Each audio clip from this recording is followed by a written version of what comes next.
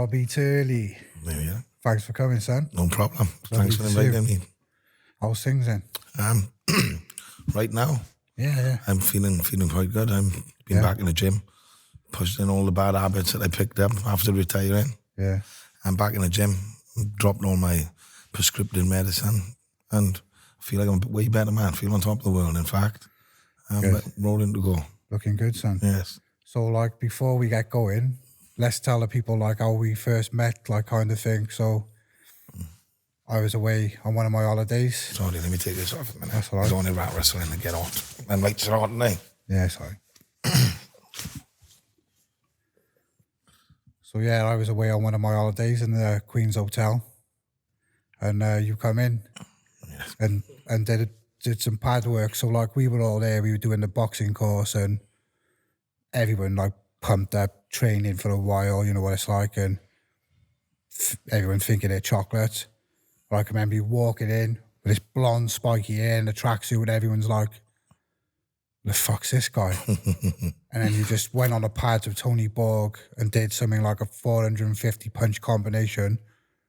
And I've never seen anything like it. Mine was fucking unbelievable. Yeah. And everybody, all these big fucking guys were just like shocked because you didn't have the weight on you then, like, you know?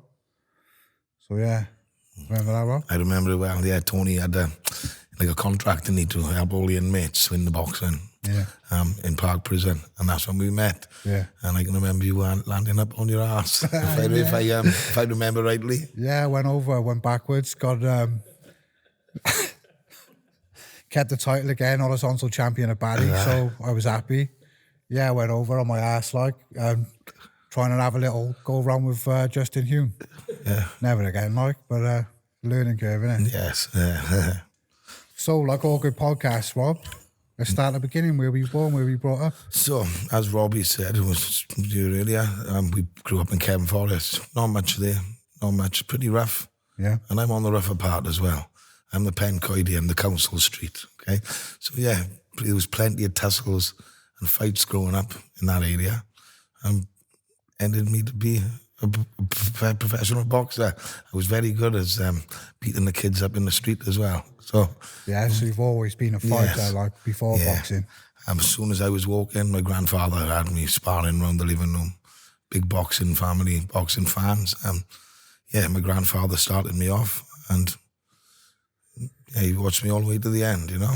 So was he a boxer before you then? Or? Yeah, he was a boxer. I think everybody was boxers back in them days. My other grandfather was a boxer. Oh yeah, it was in the blood. So what age did you hit the gym? What was the first time? So yes, I think I had my first fight at 10, which was the age that you're allowed to box.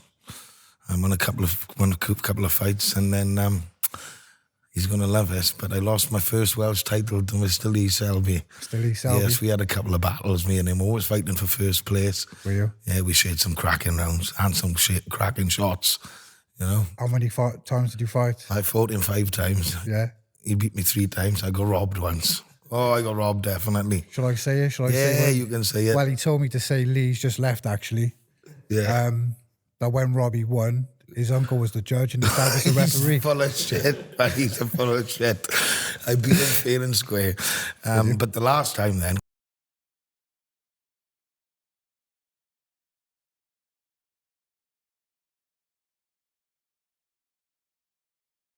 you know, conduct, is that right? Yeah. Right, am I saying the right word? Yeah. So it was that much so yeah, going just holding it in and, you know, fuck off. Yeah. So yeah, we both got disqualified last going off. Ended up being gym mates, sparring partners. We said, you know, we help each other out to get where we were, you know. Do you think that spurred you on as well and spurred Lee on to have that competition in the gym? 100%. But Lee, it was funny because I turned pro just before Lee, and at the time Lee weren't boxing, he'd give up the amateur, and he was pissed. Come to watch the show that I was fighting on.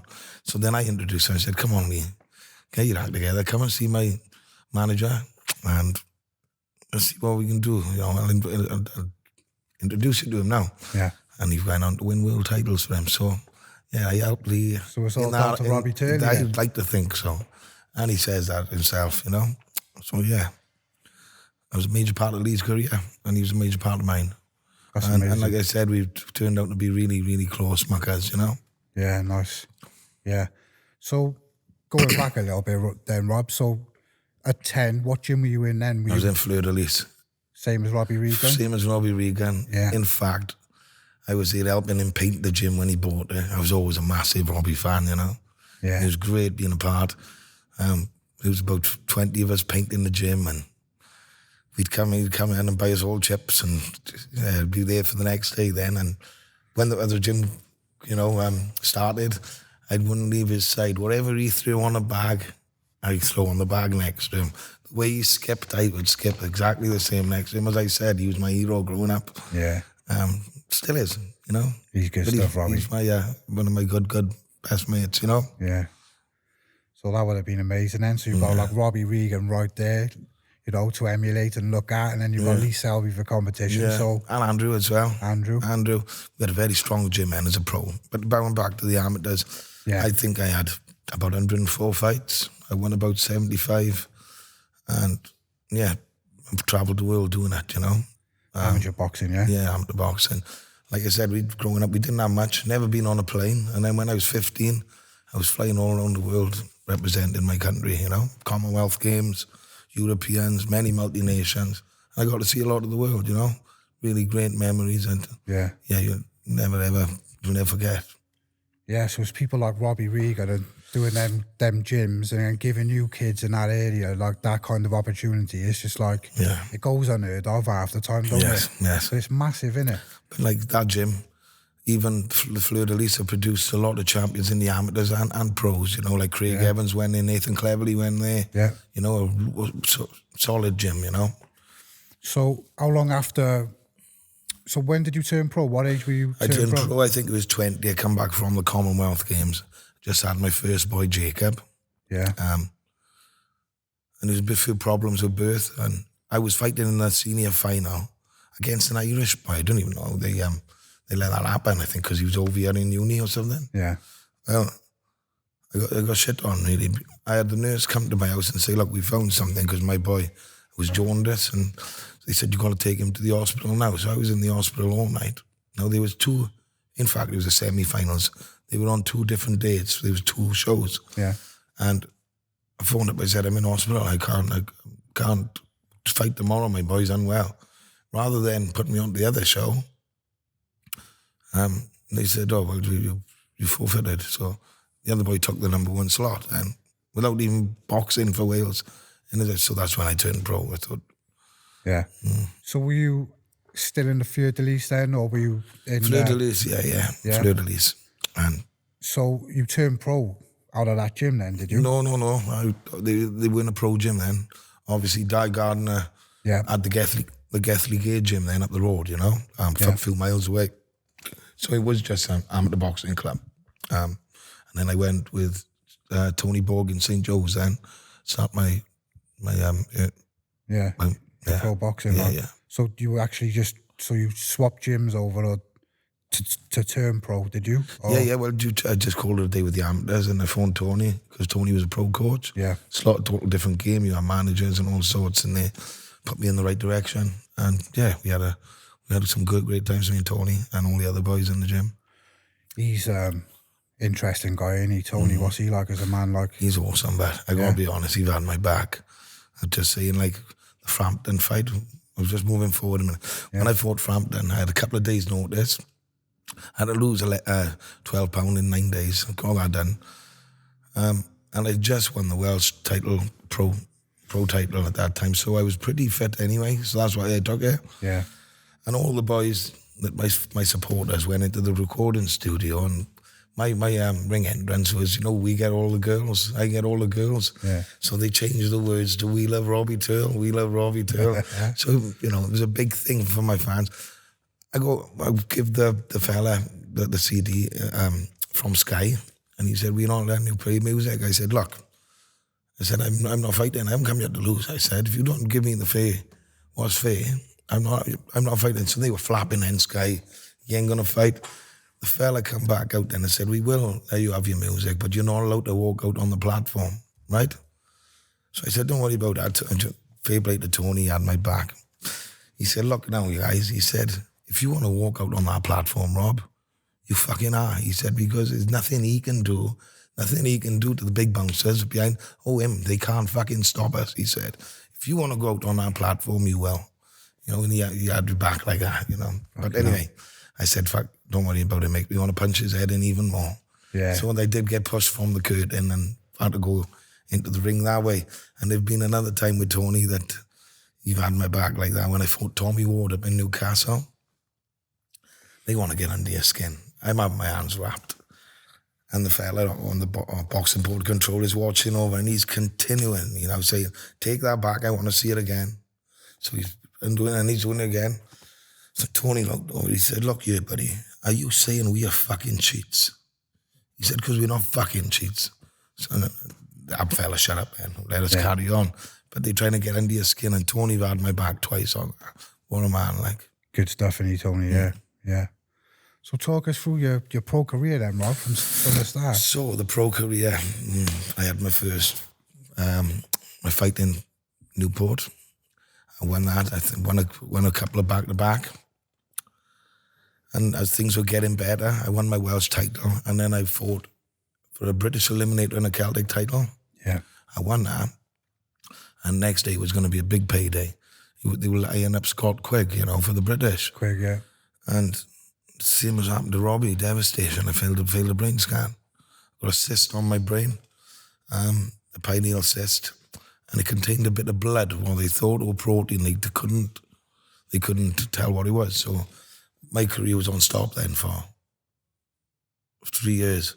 We had to pay a lot of money to have special tests, neurologists, and all sorts. And coming off a brilliant win as well. I won the Celtic title by punching a man's ear off. Right? Yeah. Split him down, I was flapping. It was the best feeling I've ever had in my life. And just got snatched away just like that, you know? Yeah. Took a lot of time, a lot of money, a lot of effort together. So what happened? How did you go about getting back into the ring after that? So they gave you that mad brain scan, and then what did you have to do? What was the road? I went off the rails a bit, started going to the pub, and that's how I started singing and, you know, going to the pub. Yeah. But that wasn't a question you asked me then. We'll get back to that. What was you saying then? Yeah, so talk us through like what you had to go through to actually get back into the ring. Yeah, so we had to pay big money to barristers. We have special brain scans where they put ink and check all your vessels. Lots of things, back and forth bath we was going because we had to do it private. Yeah. And yeah, it was a very hard time to pull yourself out of. But yes, it did happen, and I did go on to win a Commonwealth title afterwards, which really made up for it all, you know? How long were you out with that? How long were you battling that? So 3 years I was. 3 years out? 3 years. I lost 3 of my greatest years. And obviously when you start back, you got to climb that ladder again. Your rankings end old, you come in active, you get pulled off the rankings. I had to start all the way again, and you know? So I won a Commonwealth title at the age of 30, which is pretty much an old man for a small weight like myself. Yeah. I was super bantamweight, 8 stone 10, believe it or not. You know? Wow. Yeah, so you've got the Commonwealth title now then. Yeah. And then what was the next? That was before the next downfall. Yes, I took a wrong tablet from boxing. Had been so bad luck for me, like, you know. Yeah. Genuine mistake. My grandfather, we went to visit my nan who was dying. My grandfather's up there, and I said, Dad, have you got any ibuprofen? I got a sore hand, you know, because ibuprofen takes a swelling out, doesn't it? So he gave me a tablet, and what he gave me was one of his. Fucking hell. Here we are. Nice one, Grams. So yeah, it was quite cruel a game was it been, but like I said, I've loved every part of boxing. I've got memories that millionaires haven't got, you know. So what was your greatest night? There was many. Probably the first winning a Welsh title as an amateur, because I lost the first one to Lee Selby, and then getting that belt, that vest, you know, the year later, because they only come once a year. It was a great achievement. Every title that I've won is a massive achievement to me, you know. Yeah, so winning a Welsh, good night there. Yeah, brilliant night. And then the European, who did you fight for the European? Commonwealth, Bobby Jenkinson. I fought Carl Frampton for the That was a good night, wasn't it? You gave him all kinds of trouble. The good thing about Carl Frampton, he always praises my name whenever he can on TV. So I earned a lot of respect from him. I've seen him mention you a few times. And the thing is as well, he's not a bad singer himself. It's not, is he? Yeah, well, he was meant to be on the X Factor celebrity. Like, he ain't bad. But I'd like to think he's second best out of us two at singing. Well, there can't be many better than you, can there? No. And I would love for him to get hold of this and we need to do a song. We need to meet again outside the ring, I think, and do a song. It'd be great. That'd be good, wouldn't it? Yeah. So talk to me about like your life after boxing and what come next after you retired. To be honest, probably drugs and cocaine and alcohol. Yeah? So let's talk about all that then. So, yes, I was singing on The Voice on a Saturday. Yeah. Fighting for the Commonwealth title the Saturday after. Way too much for me to take on. Two massive things. I'm not drinking enough water for my voice because I'm making the weight. I'm not hitting the bags and growling as like you mean it, because when you're training hard, you growl. I was running. And really, I knew I shouldn't have tried the both of them because I was going to drop out of the fight and just all for the voice, Yeah. So yeah, but my family, come on, if you get to win this title and you get a turn so near each other, you're made for life, That's what they were saying, and it would have been true, But yes, I didn't get a turn, and I failed the bastard weight. Nightmare. Yeah. So how did The Voice come about then? Because not a lot of, most people know, but like, so that's like a mad thing. You're fighting for the Commonwealth title and you're on The Voice. Who was it, like Alicia Dixon and all that? No, that was another program. I'd done a program where I signed a record deal with Alicia Dixon coming into the gym, and it was a great program as well. Just never got aid, so I didn't get my deal, what they promised me, Oh, right. It was something to do with, this program was filmed for ITV. Yeah. And The Voice was on BBC at the start, if you remember. Yeah. But the Voice, BBC dropped the show, and ITV took that on rather than airing my program. So I had bad luck with that as well. Everything they promised me, fell to shit, But anyway, the singing part, I got to be honest, as I said, after I failed the brain scan, I'm in and out the pubs, and and I decided I was listening to him on the karaoke, and I'm thinking, I could do it better than that. I'm better than him. And I went up in, the place went quiet. I silenced everybody. People couldn't believe it. Couldn't even believe it myself. What was coming out, So have you always known that you had that voice? I've always known I could sing, but I just didn't have the guts to do it in front of anybody, It's a lot different. A lot different singing love songs and boxing, It's a bit embarrassing.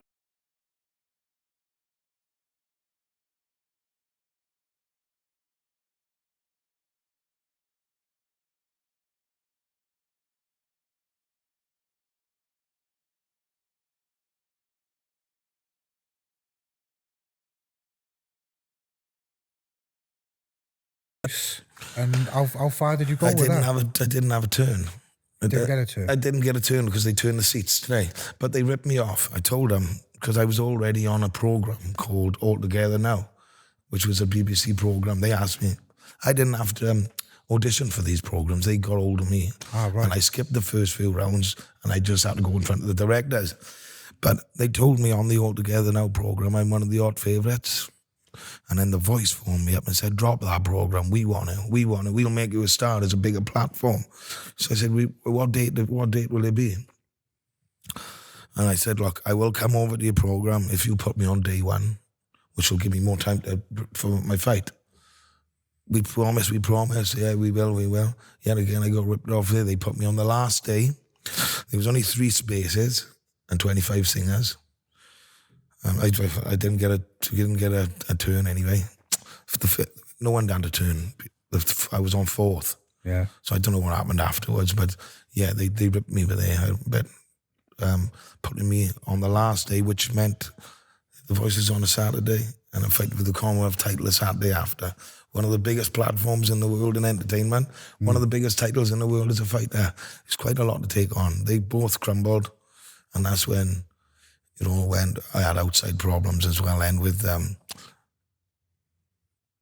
my baby's mother, then we broke up, and then I had to move back in with mum and dad, and depression gets you, mental health, and start going backwards again. So yes, I'm coming off the back end of a bad time now.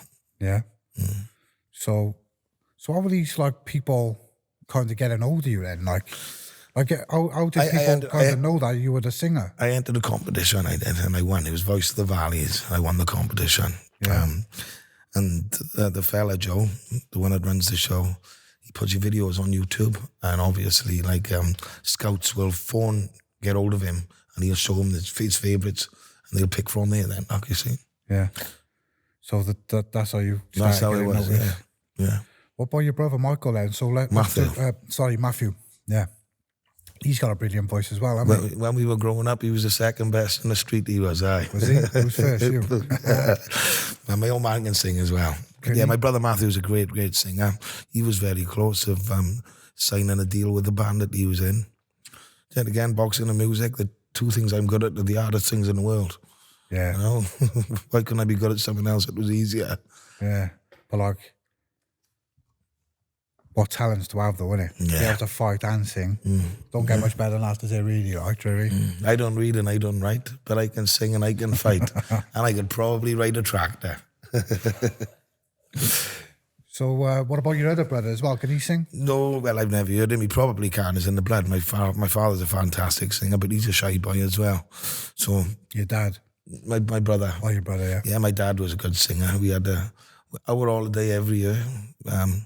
We didn't have much growing up. My father had a motorbike accident. He broke his back, so he was out to work. And my mother was a full-time housewife, you know, and looking after us all. Yeah. But we'd only go to Devon, Golden Sands in Devon. And we always had an holiday because it was a talent show there.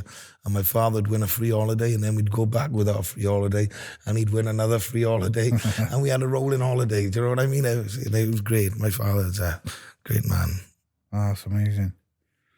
So yeah, so what come next after the boxing then? So like the voice and all that, and then yeah, just mental health at that point. Then it all comes to an end.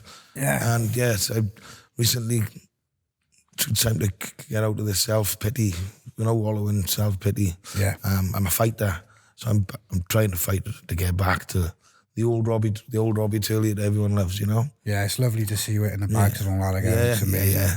Instead of being pissed all the time, you know? Yeah, it's only one way, innit? So what's your plans then? What are you going to try and do? You're going to make a comeback or...?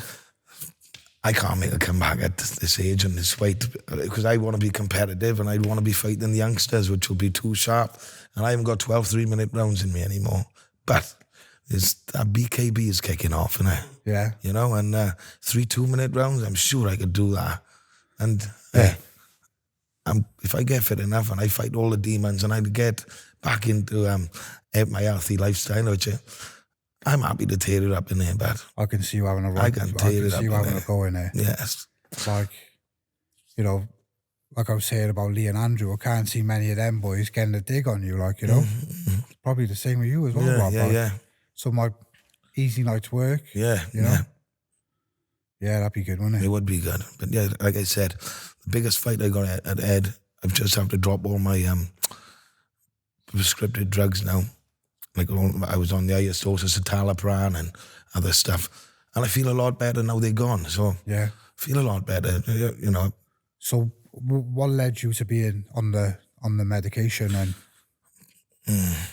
Very close to popping off that bridge I was at one point, you know. Were you? Yeah. So like, you've come through the other side of that and it's small steps in it. I feel fantastic at the moment though, you know. I think when you're on the citalopram and that they just need to put the drug in that, what is it, serotonin, is it? Yeah. So you're not naturally making that. It's like just putting it in. And I found like, if I had a row with my mother or whatever and she's crying, I wouldn't feel hurt. You didn't have feelings. Your feelings gone. It's pretty much like a zombie, like. But now, I cry at EastEnders now. I'm off on anything, you know. I'm getting my feelings back as a person, getting my drive back, and all the great compliments that I've been having on people seeing me changing my ways. Yeah, it helps as well, you know. Yeah, all the nice compliments, and it helps you fight the battle itself. So keep it up. SBS Salvage, South Wales #1 vehicle dismantler and car part specialist. Serving customers throughout the region for the past 10 years. You are sure to receive the very best price for your scrap or salvage vehicles. Just check out our websites, Scrap Car Cardiff or even sbssalvage.com to get an instant online quote. We buy all cars, vans, etc. Should you need any part for your car or van, don't hesitate to call us, and our dedicated parts department will definitely be on hand to assist you. We also offer the very best prices for copper, brass, lead, aluminium and all other types of metals. Just give our friendly staff a call on 01446 421 034, Monday to Friday 9 to 5 or Saturday 9 to 1 to receive a price, or come down to our depot in the rear of the unit, 7 Redrup Business Park, Cardiff Road, Barry, CF63 2QW. We also don't just buy cars and sell parts. We also sell part-worn tyres at the very best prices at our depot on Robbins Lane in Barry, CF63 1QT. Call us Monday to Friday 9 to 5 on 01446 701 515, where we will assist you in any way we possibly can. You know, you, Robbie Regan, Lee Selby, all these boxers. And I'm talking about you guys because, like, you know, I've watched you growing up. And I'm Welsh. Like that Welsh boxing. It's like, as a fighter, you're training yourself and like that dedication, and then you put it all on the line in that ring and everyone's behind you. And really, it's like such a big representation for the country. It's like you're going to war for the country, innit? Yes. And then when you're victorious, it's like that high, you know, it's like, I'm the man that's done that for you. Yes.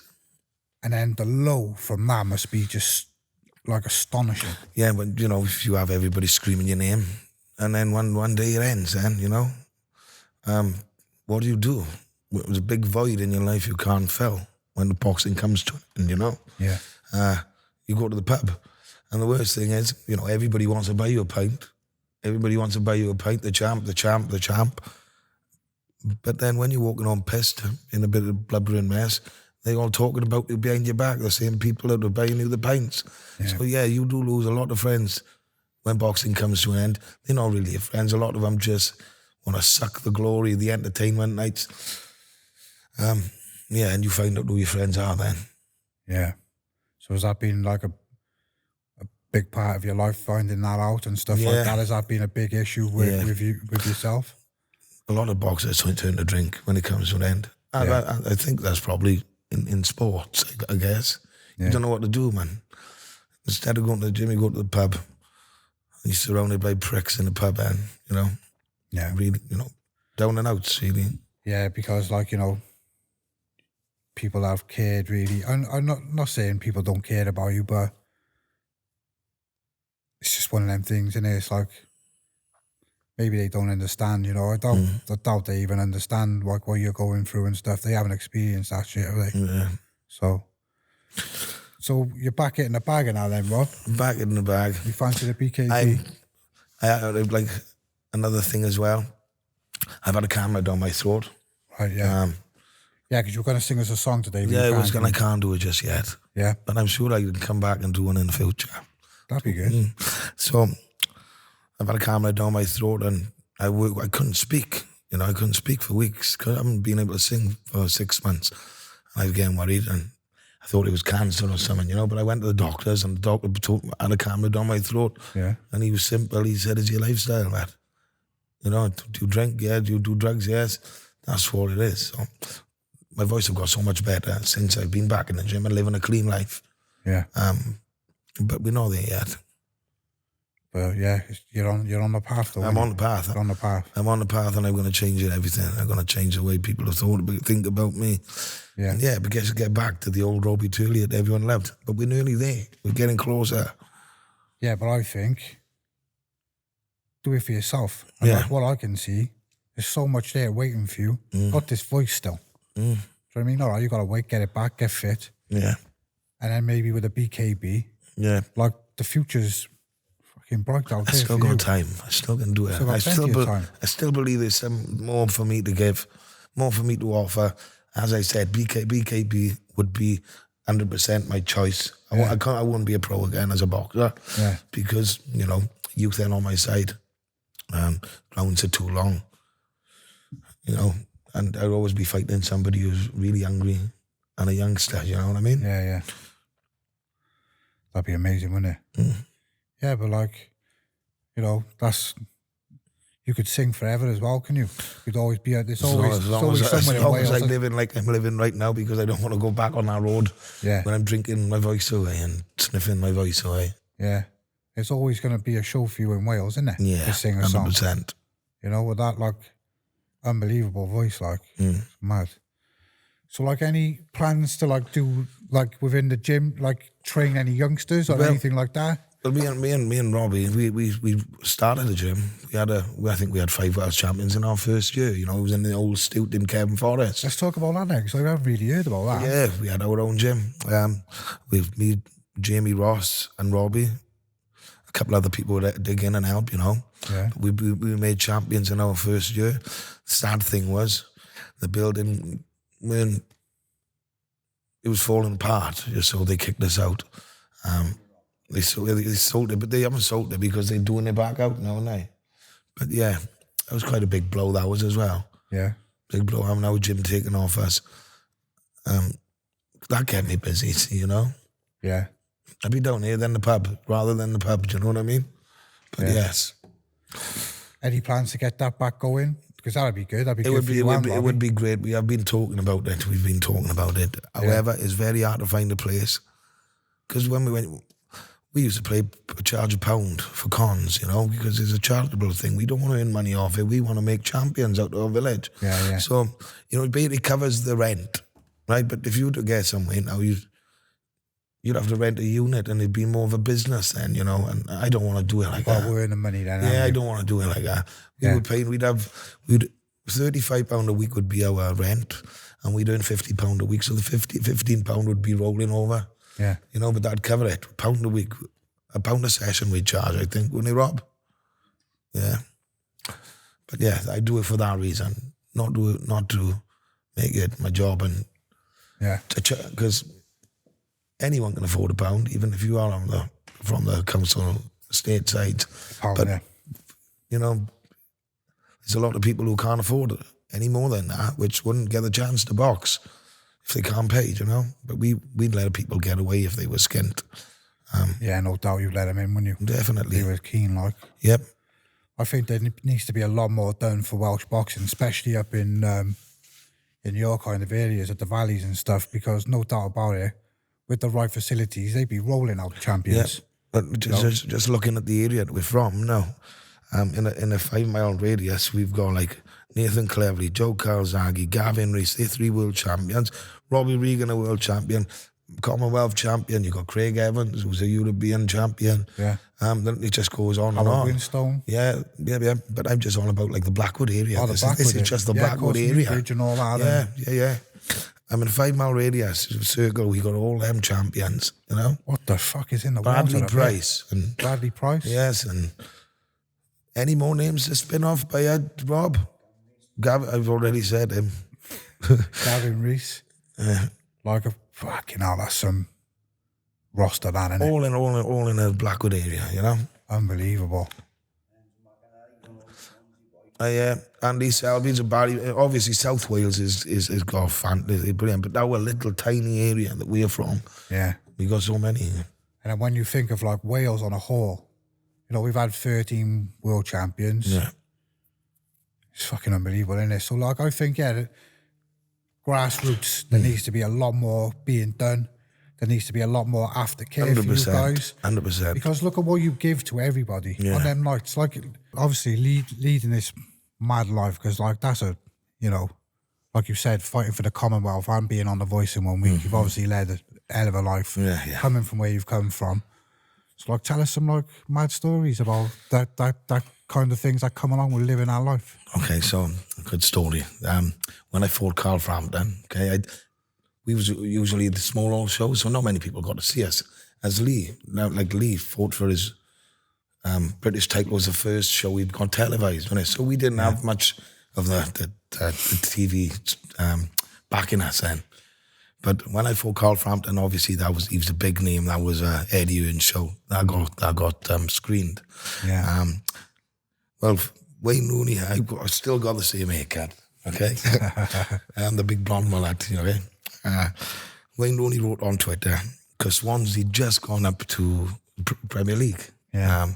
And he was having his hair transplant at the same time, right? And he wrote, when we play Swansea away, he wrote on his Twitter, I'm going to go to Robbie Turley's hairdresser and have a Robbie Turley mullet, he said, okay? But if we be honest, his hair's too poopy for that, isn't it? But it would have been funny to see him dry eye.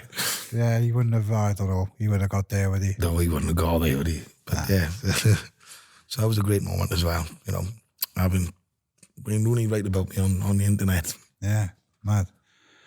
You fought a bantam, what weight were you? Super bantamweight. Super bantam? Yeah.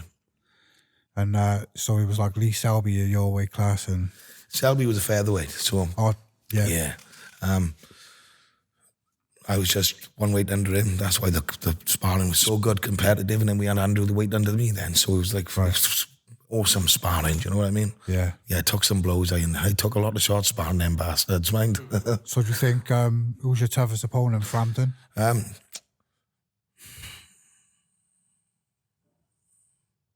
Hard one to score, that is. You know, I really performed well on the Frampton night, so yeah, you give it was a 50-50 fight. You know what I mean? I like to think it was 50-50 fight. There's one guy that was my bogey man as a pro, someone I thought I was a lot better than, you know. And I don't know whether I went and thought it was too easy, but the worst I got beat as a pro was Di Davis from Merthyr. I was surprised a lot of people that did, but yeah, you know, he's a great fighter, but I thought I was a lot better. Yeah. And then going back to the corner, and you're thinking, oh, this weren't meant to happen. They weren't meant to go down like this. Start feeling sorry for yourself then, you know, and you can't pull yourself out of that pocket then. And that was probably the toughest night for me to accept then. Yeah, defeat. Tough one. Yeah. Were you close to Di? Growing up, he was a bit older than me. And we was close because my father and his coach were good friends, you know, from away. And we'd always link up with them. And yeah, so there was a split with the ABA, right? It was a federation and a WABA. So we was on the other side, the WBF. When we all got back together and re-merged, we always wanted the federation boys to win, so we were always friendly, you know. We were friendly. He was a bit older, but yes, that was just I can't put my thumb on what went wrong. Just one on that fight. Yeah. What's he up to now then, Di Davis? He's retired. You know, I don't really know. Don't see him often enough to know what he's doing now. So Rob, yeah, thanks for coming, mate. No problem. It's been Thanks lovely for having me. You, Robbie, Chris's wife, Target Media. Yeah. And yeah, best of luck in the future. Awesome. Make sure you come back, sing us a song. 100%. I think we're going to do a night down in Barry for Lee Selby. Yeah, I'll sing on that as well. Yeah, that'd be good. Yes, it'll be great. A song. Awesome. Thank you very much. Cheers, mate. Nice one.